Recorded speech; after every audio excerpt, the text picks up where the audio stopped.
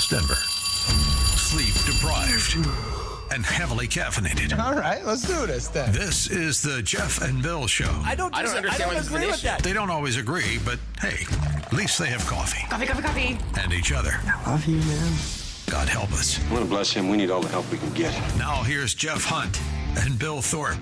The Jeff and Bill Show on News Talk 710 KNUS. 9 a.m. in the Mile High City on this Tuesday, September 9th, 2025. Good morning, Denver, Colorado. You've tuned in to the Jeff and Bill Show, News Talk 710 KNUS. I'm your co-host, Jeff Hunt, along with Bill Thorpe, bringing you the freshest insights, hottest takes from the right, left, and center. One of my absolute favorite polling groups out there. They are very talented in what they do. Has a new voter opinion survey out. Magellan Strategies, and David Flaherty, the founder, president of Magellan Strategies, is going to join us. This is a big one, making headlines in the Denver Post. Colorado voters curdle on top Democrats, including Governor Polis and U.S. senators amid party slide. Hey, Jeff. Only about 30% of the Coloradans looking at Democrats favorably these days. What do you think it had to take, okay, just for our listeners, what do you think it had to take inside that survey for the headline to include curdled? I know. I was like, Yeah. whoa, I'm like, that whoa. is a headline. And from them. Yeah, you're like, right. okay. Great point. You're telling me the Post is looking at these numbers and they write the headline that says curdled? Okay, listen to the Jeff and Bill Show. How bad is this? Wait until you find out how bad this is. And look, there's a lot here. This is a fantastic poll. Guys, you're going to want to stick around because we are very honored to have David Flaherty. He's the best in the business, in my opinion. Now it's time, though, for News and Comment with Blake Olson. Blake Olson. Blake Olson, News and Comment. Good morning, Tuesday, 69, partly cloudy in Denver, expecting a high of 86 today. This portion of the news sponsored by Pastor Camp Heating and Air Conditioning at 303-777-1234 to learn more about special savings opportunities on Lennox equipment. Our top story, the IDF says it carried out an attack against Hamas leadership in Qatar. The members that were killed were responsible for the October 7th, 2023 attack on Israel. It took place in the country's capital of Doha. The U.S. was informed ahead of the attack. The FBI and Transportation Department investigating the fatal stabbing of the Ukrainian refugee Irina Zaruska on the Charlotte light rail, of course, that stabbing that occurred in August. FBI Director Kash Patel and Transportation Secretary Sean Duffy signaling the incident can have implications far beyond North Carolina. Duffy suggested federal transportation funding is at risk for cities that don't work to curb violence on public transit. On CNN, Abby Phillip, sympathy for the murderer? Want to be there. Yeah, and it's about difficult forcing them to be there. When you are mentally ill, you have a hard time knowing that you are mentally ill. But also, I mean, people like Charlie Kirk, they've been looking for opportunities to make this some sort of like reciprocal George Floyd situation. And that's the part that I think he's almost giving away the game. And it's sad to see a lot of people going along with it. Yeah, that's the sad part. Unbelievable. The Department of Homeland Security rolling out Operation Midway Blitz in Chicago, targeting criminal illegal aliens. And the great Tom Homan trying to educate Mika Brzezinski this morning. She's a fraud. Parked outside a Spanish mass is a frightening sight, given what has happened in this country. I also, with respect, sir, thank you for the information that you have shared on this show, but we would appreciate all of the information, all of it, all of the data that you say you have. I've done this show several times. Every time on your show, I speak with integrity, I speak with honesty, and I speak with facts. The bottom line is, because of all this false narrative, and you using the term disappearing people, well, is that's disgusting. What's happened. That happened to the group that was sent to El Salvador. U.S. citizens get arrested every day. U.S. citizens get arrested by police every day. Are they being disappeared? No, their laws are being enforced. They're being arrested. They're being put in detention because they committed a criminal offense. Not like what you're doing. Not even close. We're enforcing the law and arresting people here in violation of law that are public safety threats. That's not disappearing people. That's enforcing the laws of this country and making this country safer. The polls are open for Virginia's special election to choose a new congressman, a vote that has national implications. Democrat James Walkinshaw is widely expected to defeat Republican Stuart Whitson to succeed late Representative Conley. If Walkinshaw wins, there will be a 219 Republicans to 213 Democrats in the House, and that means Speaker Mike Johnson could then only lose 2 members on any vote. A hearing on unidentified flying objects is set to be held today by a House task force on government transparency. The chair of the task force on the declassification of federal secrets issued a statement saying the American people deserve maximum transparency. They're bringing all-out blitz. They're expecting the ball to come out quicker than what it did. McCarthy. Pass is caught. Spinning grab by Aaron Jones. And somehow, some way, the Minnesota Vikings are on top. Vikings come back to beat the Bears last night. Monday Night Football, 27-24. 66 in Golden, 68 in Aurora, 69 in Denver. Jeff and Billy continue. Blake Olson, News Talk 710 KNUS. The weather won't change much day to day. Over the next several days, we're going to see about the same temperatures day and night, and a chance daily that a few showers and thunderstorms will pop up here and there. Highs today through Friday will be in the 80s, nighttime lows 50s with scattered afternoon and evening thunderstorms. Weather is a service of L&L Heating and Air Conditioning. For quick, trustworthy, and dependable service, call L&L Heating and Air Conditioning at 720-851-1691. Visit them online at bestdenverhvac.com. You'll be comfortable with L&L. Meteorologist Don Day in the 710 KNUS Weather Center.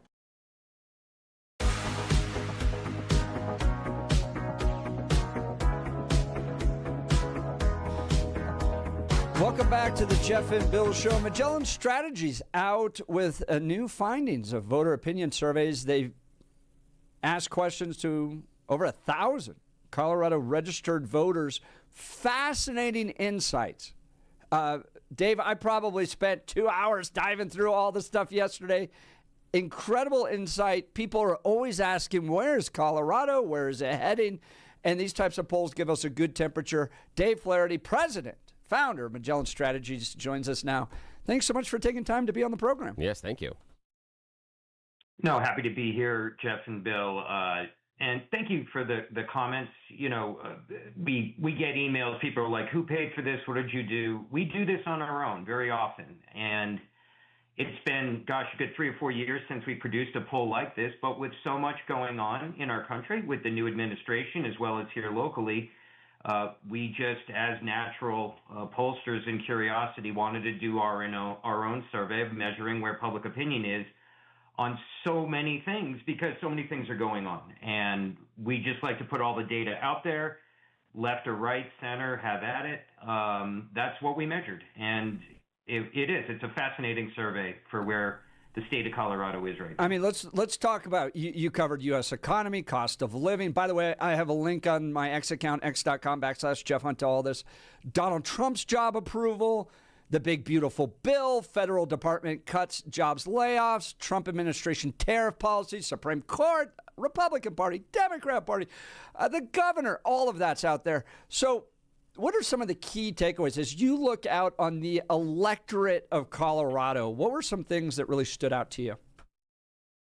Well, number one, Jeff, was we were surprised how low or how poor the Democratic Party and the Democrats' job approval in Congress, how high their negatives were. We We've seen them touch close to that back in 2009, during the first 2 years of the Obama administration with Obamacare and the debate back then. But that really struck us because if you know Colorado politics and you're a political observer like we are and follow, along, you can clearly see like, wow, they are really got a big job to do to sort of just become an alternative choice to the Trump administration and what Republicans are coming up with. But please, everybody understand, this survey doesn't say that, a Republican governor's candidate is going to win 60%, 14 months from now. We have a long way to go, but we were just really surprised. And we think the biggest finding is that the Democratic leadership and the Democratic Party really needs to come together and come up with an alternative to what people are seeing from the Trump administration. And that's pretty fascinating to us because that didn't happen in 2018. If you wanted to be elected and serve in office, run as a Democrat in 2018, you were going to win. And these results show that it's a long way from that kind of surge. Can get there. We're a full year out before people really pay attention. But that was the number one finding. And as you mentioned before with the Post, that's not a quote for us on the curdling and so forth. But if you look at the data and the open-ended verbatims about why people have an unfavorable opinion of the Democratic Party, it's all there for you to digest and make your own judgment. Well, let's talk about the Democrat Party in particular. So you surveyed voters. Here's what they found to be favorable with the Democrat Party: support for middle and working class Americans, protection of rights and social justice, defense of democracy and the Constitution, focus on public service and the common good, and better alternative to the Republican Party. The 68% of voters who have an unfavorable opinion of the Democrat Party described this: poor leadership and policy direction, overreach of government and excessive spending, liberal or progressive agenda seen as extreme, failure to address key issues, and perceived dishonesty or corruption. Dave Flaherty, President, Magellan Strategies. I spent an afternoon down at the Bernie rally, 30,000 people, mostly boomers. If you had just airdropped me into it and asked me where I was, I would have told you a Kenny G concert or a John Tesh concert. Everybody had their little chairs, and they all had gray hair, and they were generally pretty peaceful. You had some, Antifa characters there, but 30,000.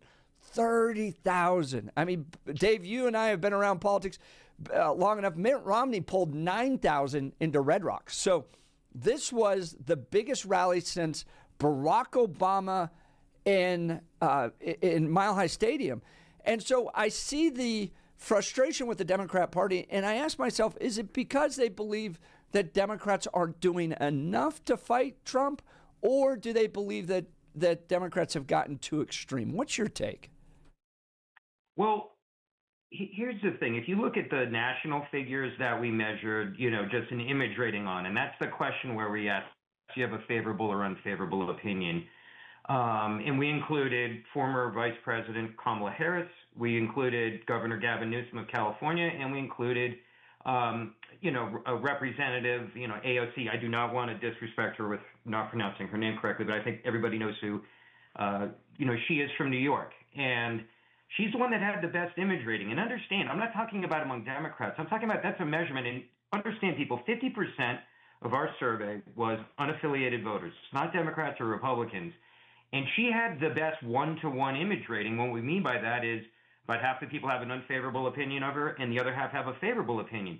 And that really tells us that Coloradans, unaffiliated voters that really decide our elections, are giving her a look. They're listening to what she perhaps may have to say. And I would say it's really more about her version of populism, just that I feel that MAGA and Donald Trump has his version of sort of populist politics, and that she doesn't seem to have the baggage, perhaps, of a Bernie Sanders / Elizabeth Warren candidate, both, strong progressive Democrats over the years. But some more moderate Democrats would feel that, those candidates and those elected officials are a little bit too liberal to win like a general election. AOC is refuting that for what she's talking about and what she's saying. So there's something there, obviously, to observe, listen, and learn from, perhaps. not just as a political observer, but from other Democrats. And some other Democrats very well would be looking at her and saying, hey, you know what, I think she's the problem why we're having all of these headaches with our party's image rating, because being too woke. And granted, I would say the Trump administration and the Republican Party and other conservative organizations have really just done a very good job of just hammering home, what is perceived to be woke politics. And it's clearly having a positive effect, or at least by keeping those negatives high among most of their candidates. But AOC is the one that seems the most where I want to hear what she has to say. And she drew 30,000 to downtown Denver. That's Dave Flaherty, president of Magellan Strategies' newest poll out. Let's talk the independents, the unaffiliates, because I'm going through your poll and I go, well, they just seem to be Democrats without claiming to be Democrats. Did I get that right? Are there elements of the unaffiliated that aren't quite Democrat? There are, Jeff, but I really believe that inflation, and, in my generation, I'm 56 years old. I never saw inflation really until the last 4 years came along. I do think inflation was something that really was an issue in what younger people are feeling and independents are feeling, where, before inflation really came on the scene and so forth, unaffiliates were more likely to lean towards a Democratic candidate than a Republican candidate. And I won't get into all that because that's a whole other show, Jeff. And so, but they do clearly seem to be concerned about certain issues, or at least I feel that they are. What we really picked up is that unaffiliates are having some pause. Maybe there's a little bit of burnout from our Democrat supermajorities here in the state, but clearly nationally, that, they are in certain issues kind of leaning more towards, look, I'm still not thrilled with these cuts to all these federal, administration and departments. But when it comes to inflation and other things, I kind of still have to give things a look, and I'm willing to listen. And so there's some movement there that is definitely, I think, newsworthy. And a lot of the folks that have written stories about this survey and really gotten into the data see the same thing. And that's interesting for Colorado politics. Dave Flaherty, president of Magellan Strategies. Dave, good news in this for Republicans. If you were advising Republicans out there, what should they talk about? What advantages should they take out of this? Where are the trends at their back, so to speak? What would you recommend to Republican lawmakers and activists? 100%. And here's one thing that do not overlook this. We asked a question where if you were going to vote for your congressman today, would you vote for a Democrat or a Republican? And it is still the historic D+10, where a Democrat comes in the low 50s and a Republican is still in the low 40s. We also asked in the election for governor, if it was held today, would you vote for the Democratic candidate or the Republican candidate? And that was kind of more of the Trump spread of nearly 12, 14 points. So clearly, this survey is not saying that Republicans are winning over hearts and minds, but what it is saying is probably for the first time in a very long time, whoever is going to be the nominee for, the Republican nominee for governor here in Colorado or in other states, a lot of people do not feel our state's going in the right direction. There's an opportunity to come up and have an agenda that perhaps is a different way of solving the same problems, because also when you ask whether we're in the right direction or wrong track, the wrong track number clearly says, you don't need to be a pollster to know this. Cost of living, inflation, affordable housing. If a conservative or Republican candidate can really come up and address those issues and be more of a problem solver perhaps, and try to say, like, look, we're trying to tackle these things in a different way, but also get where you want to go. We, for the first time in a while, may actually see a candidate for governor do more than 45% of voter support. That's a long way off. People are still very uncomfortable with the Trump administration and a lot of their policies, and that wasn't surprising to us. We've known that for a long time, that Coloradans, especially the registered voters, have trouble seeing what they're seeing with all these dramatic changes, coming from this administration. So, and there's some good news in there, I would say, for Gabe Evans. And on those CD numbers, meaning those congressional district measurements, understand the margin of error on that is about 8%, okay? Like, you got to be honest about that. We interviewed about 150 people in each congressional district of our 8 congressional districts. But it seems like Gabe Evans has a little bit more breathing room, than perhaps he did, 2 years ago. on some things, such as beautiful bills, such as tariffs and things, so there's a little bit of hope. It's not as much of like just take Colorado off the map. It's very, very blue. There's some serious concerns going on under there, and it's an opportunity, but we will see where it goes. Yeah, and, I noticed measuring the change. Go ahead, Jeff. I didn't mean to. No, you're fine. I go, Gabe Evans looks pretty good. Jeff Crank's district? Yeah, that caught me as a little different as well, but I want to turn it over to Bill to ask some questions. I just want to outline that in that poll, it looked like District 3, 4, and 8 are really, really good for Republicans. The rest of them, there's some issues. Well, and 5 is Cranks. Yes. So you're looking at Colorado Springs. I mean, do you want to talk briefly about that, Yeah, Dave? let's do that. Yeah, because Colorado Springs, just for the numbers, I'm happy to talk about that. It's 54. Bill. Yeah, 54 oppose and 43 support, and that would be Jeff Crank's District 5. So yeah, go ahead, please. Yeah, no, the Springs is changing over time. Colorado's been changing for the last 15 years. A lot of Republican-leaning counties are becoming a little bit more blue. They're not exactly, blue yet. However, I mean, look at the mayor, down in Colorado Springs. He is not a Republican, and before then, rock-ribbed where, strong Republican support there. But it's changing. It is slowly changing, and it is not perhaps as conservative as it was 10 years ago. However, you have to understand, we do not engineer these surveys where the sample, we may have had a little bit more independent-leaning, Democrat-leaning independents in Jeff's sample down there, Congressman Crank, compared to, we had a few more conservatives in CD8.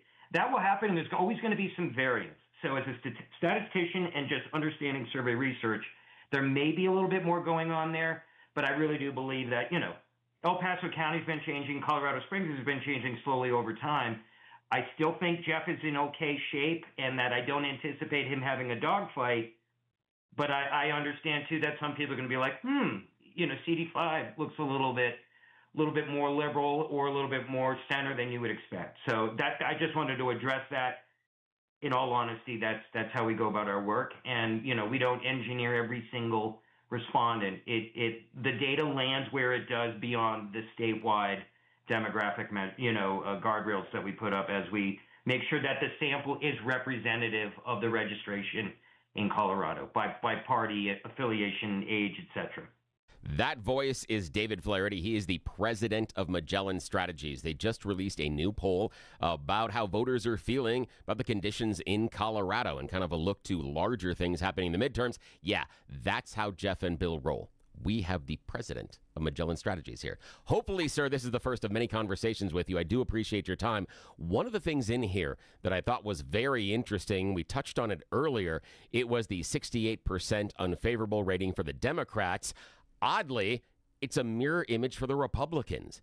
It's a 68% unfavorability rating, and while the language is slightly different, many of the things that groups are unhappy with are somewhat consistent between both parties, and the reason they support them also somewhat consistent. They just come to different conclusions about who's going to protect my rights, who's going to make it economically viable for my business or my family, things like that.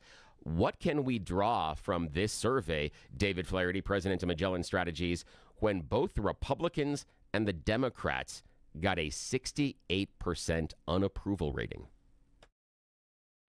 Bill, you're getting me excited because that's why we put this data out, and I really appreciate you putting those dots together. And there's one thing. We did ask a question in there, would you vote for a third-party candidate? And, it was 60%, 65%. However, we didn't want this poll that's a whole nother survey to talk about. Is this finally a time where we could have a viable third party to actually, get real levels of support? I'm talking about more than 30%.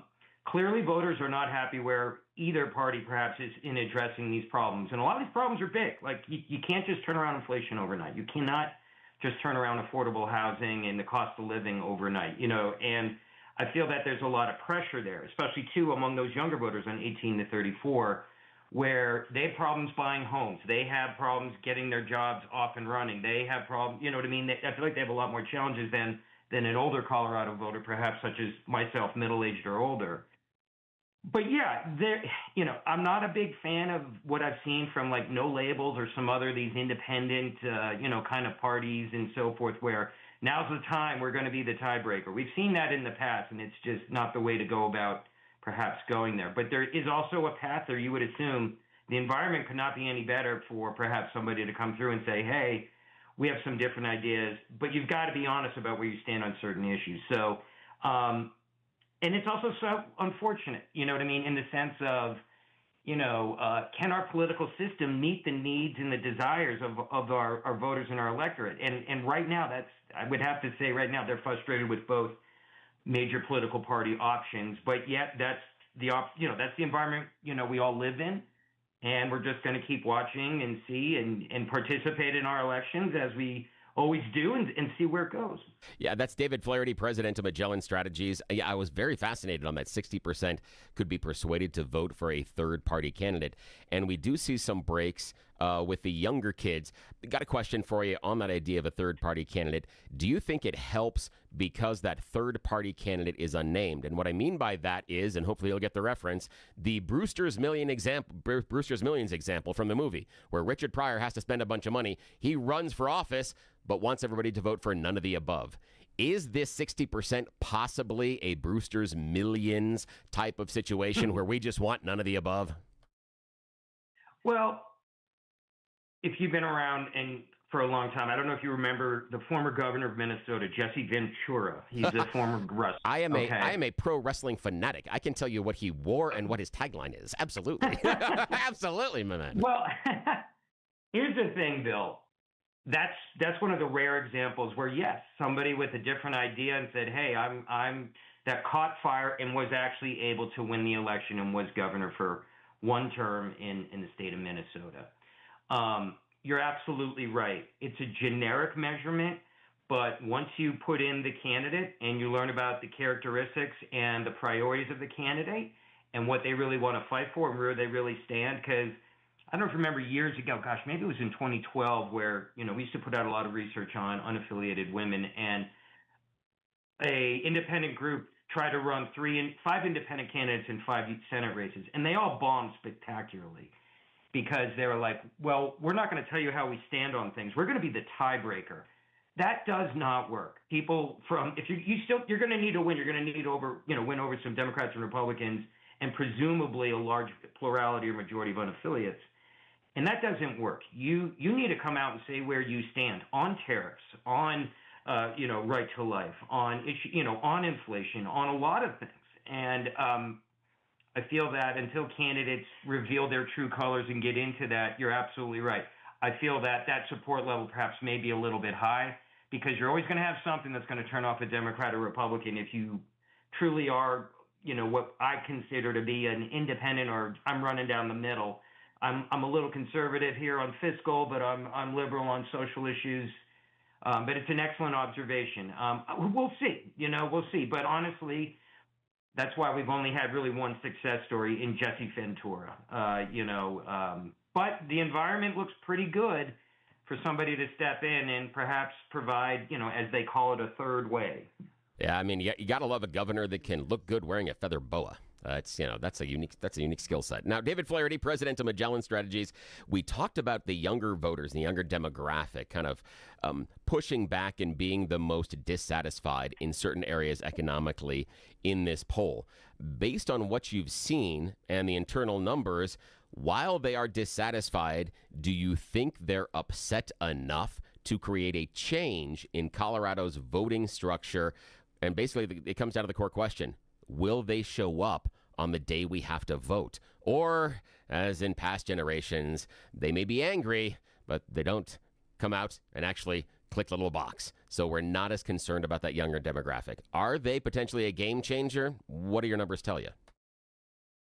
Excellent question, Bill. And, in the 2024 election, 100,000 fewer voters aged 18 to 34 showed up to vote than did in 2020. And at the same time, about 100,000 more seniors, 65 and older, turned out to vote. Why did turnout not show up in 24 as strong as it was in 2020? And what does that tell us about moving forward? I would say that perhaps the first Trump administration, and the Democrats did a good job of really, energizing to vote against something. With the measurement of where the Democratic Party is right now, I would bet that they're probably not going to hit their turnout numbers that they did in 2018. And again, folks, they were nearly 1 out of all 4 votes cast in 2018. That's presidential sort of level turnout. And it showed up in 20, but it has faded away. And I'm not exactly, sure in our data what we see.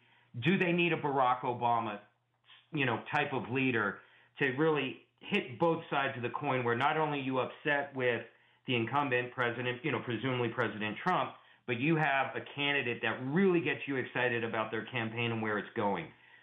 Great observation. We have to see if that kind of candidate is going to motivate those younger voters, where yep, I'm 100% behind this candidate that has Obama-style, generational star talent.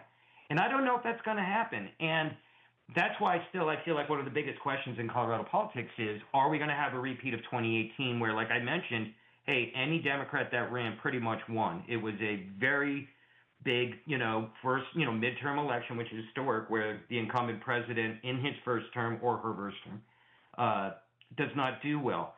But because of the lackluster energy that we saw in 2020 and what we see out of these numbers now and what rough shape the Democrat brand is in, I'm not sure if that's going to happen. That voice is David Flaherty. He's the president of Magellan Strategies. Yes, we have the president of Magellan Strategies on with Jeff and Bill. This is crazy. And again, just released a brand new survey looking at the political forecast here in Colorado. Some of you statewide Democrats, Hickenlooper, Bennett, you guys are underwater. Jeff Crank has some issues, but Gabe Evans looked like he's sitting pretty right now. I want to dive into, David Flaherty, a little bit more of the approval, unapproval ratings that are breaking down based on party affiliation. There were 74% of your respondents thought that Congress was too extreme if they were a Democrat. That's only about a 10, 11-point swing if you're a Republican. 63% of self-identified Republicans were unsatisfied with Congress and the idea of things getting too extreme. Do you think a majority of those that are serving in government are either too extreme or not with Democrats? And this is, I think, is interesting, because the question was asked, do you think a majority of the Republicans who serve in the federal government are too extreme? And then the question was asked, do you think the majority of Democrats who serve in the federal government are too extreme? And this was asked of people that already have self-identified. So they're asking the Democrats about Democrats, Republicans about Republicans. Long way around the barn. But the interesting thing that I pulled from that was 50% of the Democrats thought they were being too extreme, but 56% of Republicans thought their own people in federal government were being too extreme. David Flaherty, president of Magellan Strategies. What in the hell is going on? What do we do with that number? That's just confusing to me. Well, Bill, for now, the Democratic Party has welcomed to what the Republican Party went through with the Tea Party and has still lived with really for the last 15 years. Excellent observation. And that's, again, part of the reason why that 74% disapproval and just the extreme being too high among the federal Democrats being, a worse measurement than the Republicans. Because in all honesty, really, since 2016-ish, you're typically 6 out of 10 Republicans, your average Colorado voter, when you do a measurement, is going to be uncomfortable with perhaps, MAGA and Republicans. That is what it is.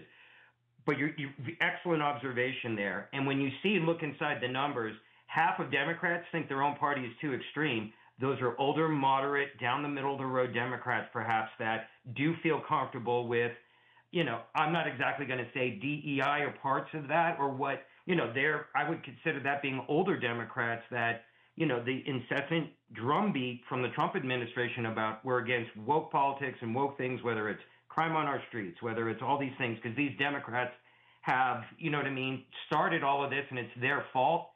And there is no response. And I really attribute that high level against the Democrats from that you can show that that's some success that the administration and the Republican organizations are having, because there's just been a complete lack of response from the Democrats. There is nobody fighting back on that.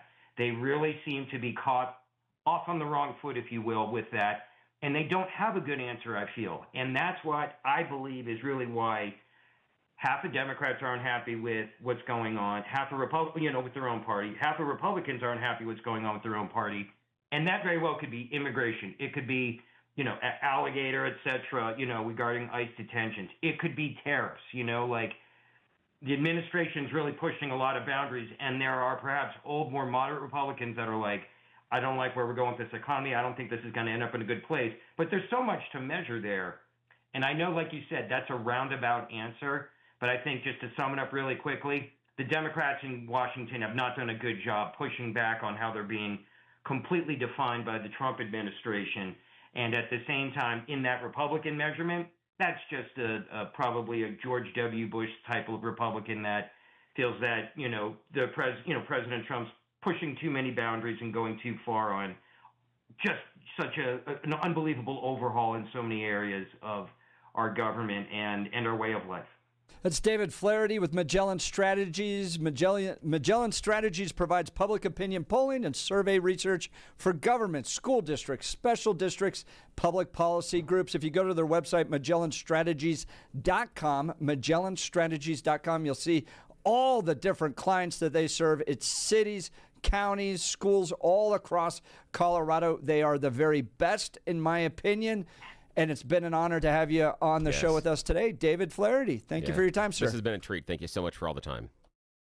No, absolutely, Jeff and Bill. I appreciate it. You all have a wonderful day, and talk to you soon. That's great. Thank you. David Flaherty, Magellan Strategies, MagellanStrategies.com. All right, let's talk Dan Caplis with Dan Caplis Law.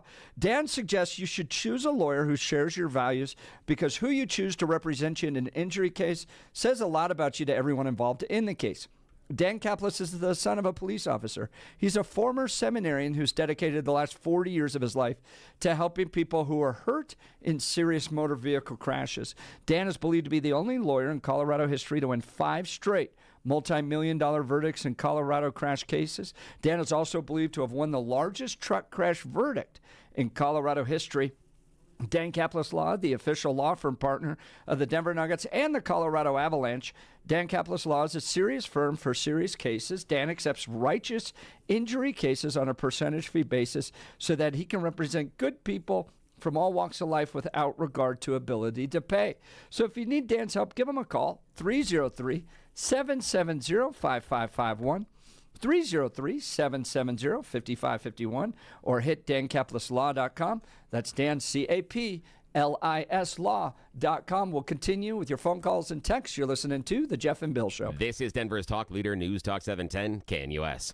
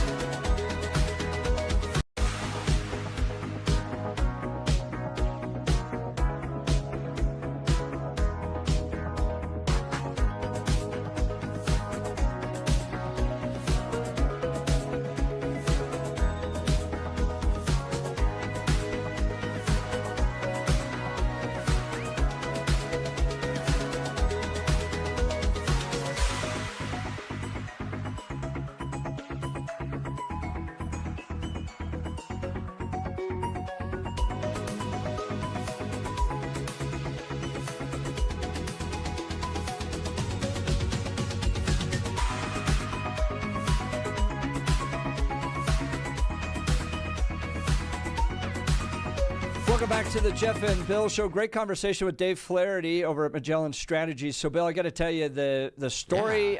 When I was first introduced to Dave, I just moved back to Colorado, and he was pretty well known in conservative circles about his polling. I think he worked for a Republican Party at one point, but just honest, because here's what I had run into. Okay, I was in a strategy meeting one time with the Santorum Senate race in 2006, and the pollster was like, well, Rick, it's going to be tough, but I think you could pull it out. He lost by 16 points. Oh, same pollster gets picked up by Romney, okay? Yeah. So this is rattling around in the back of my head. This is now 2012, 6 years later, and I'm on a conference call from Boston, where the headquarters of the Romney operation are. I was the state coalitions director here in Colorado. And they're like, we locked it up. We're going to win. We are going to win this election. Wow. And so I go into meetings and I'm like, yeah, Boston's telling us we're going to win. And Dave comes over and he's like in this meeting, he goes, Jeff, you guys are going to lose by 6. Ooh, how did he know? You're not going to win this thing. Okay. And I'm like, whatever, dude. All right. Senior pollsters on a presidential campaign. Dude, they called the race before Colorado's polls even closed. Yeah, they did. That was a quick one. Yeah. And guess how much we lost by in Colorado? 6? 6. No. Yeah. How in the wide world of sports did because he knows. He knows the people he's talking to. And so this is an important thing from somebody who's been a part of a lot of campaigns to everybody out there that's running. If you ever hire a pollster, don't hire somebody to be your friend. You want somebody who's going to give you bad news. That's true. That's true. Right? And Dave has said for a long time, we've had a demographic crisis, if you're a Republican in Colorado, that you're just not going to be able to overcome in this state. You've had so many progressives move to this state. The electorate has become so progressive that you can try to go out there with the right message. You could spend a lot of money, but there's just so many of them. And that's kind of the truth. And you see that with the unaffiliates, where I just go, these are just Democrats who don't want to say they're Democrats. But anyways, I appreciate Dave. I trust Dave because Dave will give me bad news. And that's what you want in your pollster. Yeah, that is absolutely what you want. Yep. Yeah. All right, let's talk advanced hair restoration. You're losing your hair. You need a simple solution that works. You want the best modern technology with top-rated physicians, something that's guaranteed to work. Guys, you need Dr. Tanya Pauls and her team at Advanced Hair. They've completely redefined hair restoration, from the experience itself to their unmatched results.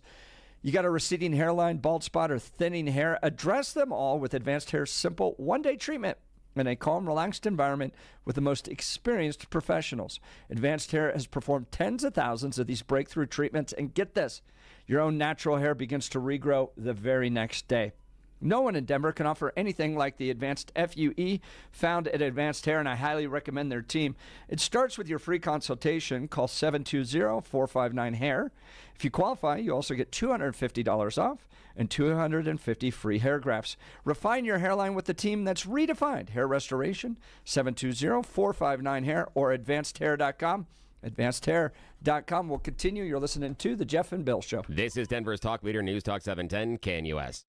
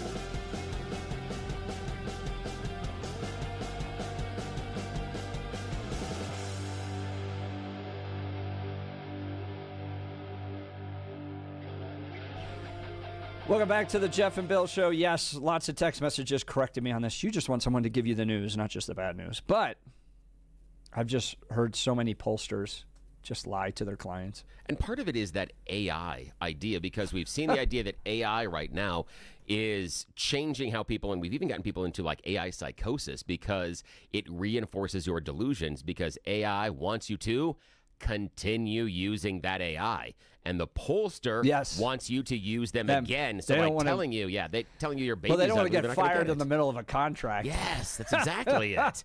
Yeah, and especially if and think about it's it. It's like a doctor that's being like, everything's healthy. Ignore the lump. And how hard is it when you're sitting there going, no, I think we can win, etc. But this group says we're not. Don't you go out and you ask a different group? Isn't that the first thing you want to do as a human? Oh, boy. The poll numbers. Colorado's an enigma. Yeah, we are. It's weird. And it all meets here on the Jeff and Bill Show. If you missed any of it, go to 710knus.com to download the podcast. You're listening to Jeff and Bill. Oh, and today's a great example of us being an enigma. This is 710 KNUS.